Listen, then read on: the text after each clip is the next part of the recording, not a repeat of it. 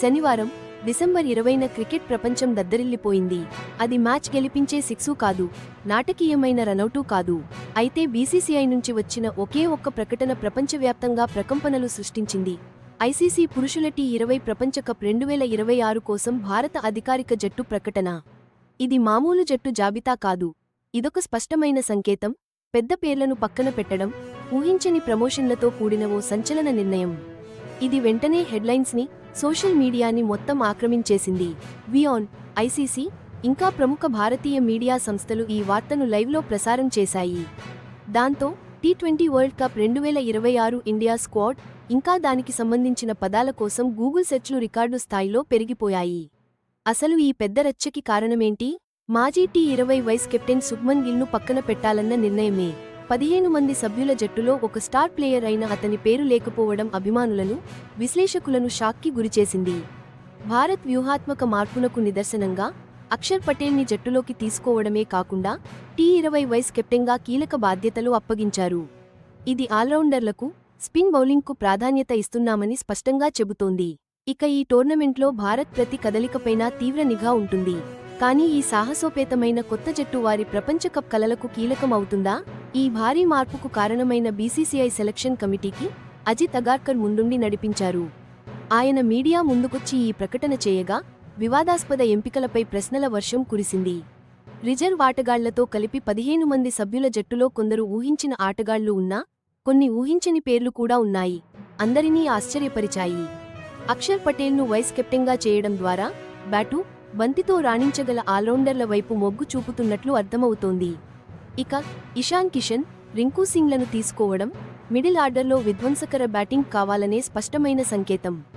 కానీ నిజమైన చర్చకు దారి తీసింది మాత్రం కొంతమందిని పక్కన పెట్టడమే. అపారమైన ప్రతిభ, ఇటీవల కెప్టెన్సీ అనుభవం ఉన్న శుభ్మన్ గిల్, జితేష్ శర్మలను పక్కన పెట్టడం ఇప్పుడు ప్రధాన చర్చగా మారింది. అగార్కర్ స్వయంగా మీడియాతో మాట్లాడుతూ గిల్ ఫామ్ సమస్యతో లేడని, కేవలం జట్టు కూర్పులో భాగంగానే పక్కన పెట్టారని స్పష్టం చేశారు. ఆయన వాడిన జట్టు కూర్పు అనే మాట ఇప్పుడు సెలక్షన్ కమిటీ వ్యూహానికి ఒక పర్యాయపదంగా మారింది. టీ20 ఫార్మాట్కు తగ్గట్టుగా, అవసరాలకు అనుగుణంగా జట్టును తయారు చేయాలనే ఒక స్పష్టమైన ఆలోచన దీని వెనుక ఉంది.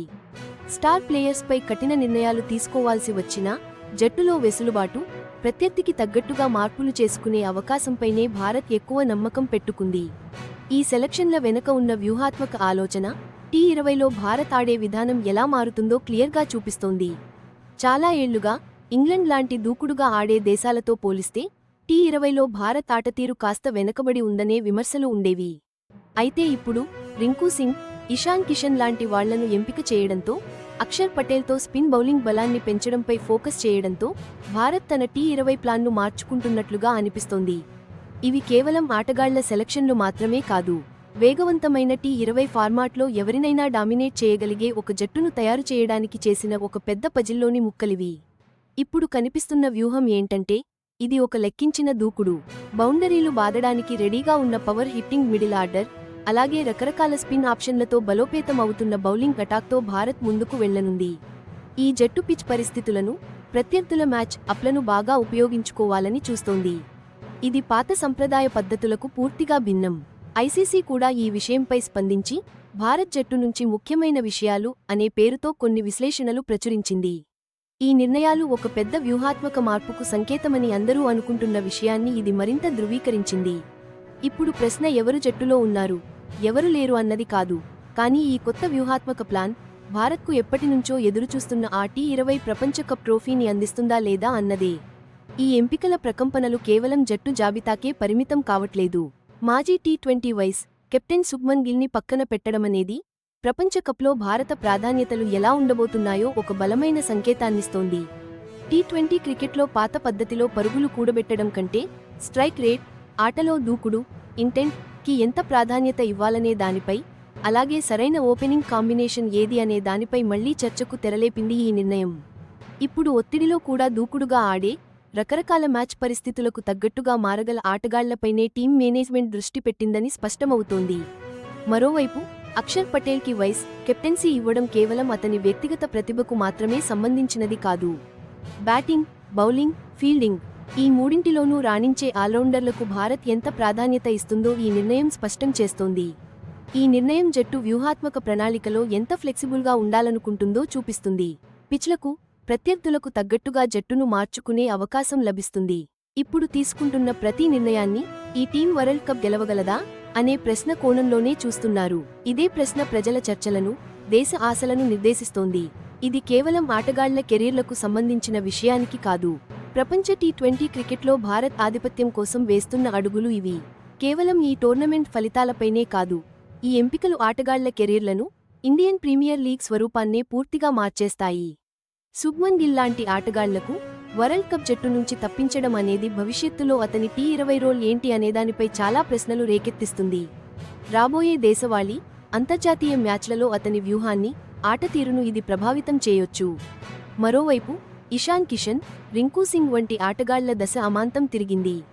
ప్రధాన జట్టులో వారికి చోటు దక్కడం, కీలక పాత్రలు పోషించే అవకాశం, వారి మార్కెట్ విలువను, ఐపీఎల్లో వారి స్థానాన్ని, ప్రకటనల అవకాశాలను గణనీయంగా పెంచుతుంది. ఈ వరల్డ్ కప్ ఎంపిక వారి కెరీర్కు ఒక మలుపులా మారవచ్చు. క్రికెట్ స్టార్డంలో వారిని ఓ కొత్త స్థాయికి తీసుకెళ్లవచ్చు. బ్రాడ్కాస్టర్లకు, డిజిటల్ ప్లాట్ఫామ్లకు ఈ వివాదాస్పదమైన, వ్యూహాత్మకమైన జట్టు ప్రకటన టోర్నమెంట్కు ముందు ఎన్నో కథలను, చర్చలకు వేదికను అందిస్తుంది. ఇండియా ఆధునీకరణ దిశగా వెళ్తున్న టీ20 స్ట్రాటజీ, తీసుకున్న సాహసోపేతమైన నిర్ణయాలు, ఇందులో ఉన్న భారీ పందెం ప్రేక్షకులను కట్టిపడేస్తాయి. మొదటి బంతి పడే వరకు ఉత్కంఠను, పెద్ద ఎత్తున చర్చలను రేకెత్తిస్తాయి. రంగం సిద్ధమైంది, ఆటగాళ్లు ఎంపికయ్యారు. 2026 టీ20 వరల్డ్ కప్లో ఇండియా యొక్క ఈ సాహసోపేతమైన కొత్త వ్యూహం వారిని విజయతీరాలకు చేరుస్తుందా అని యావత్ క్రికెట్ ప్రపంచం ఉత్కంఠగా ఎదురుచూస్తోంది.